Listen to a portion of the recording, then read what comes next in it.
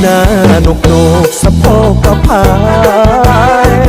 ต้องมองบรรทายเธอร้องไอ้ยาลังกาละไอ้ยาลังกา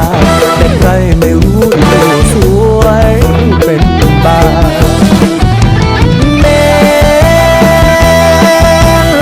ไม่เกี่ยวแขนกูกับน้องและต้องดูโก้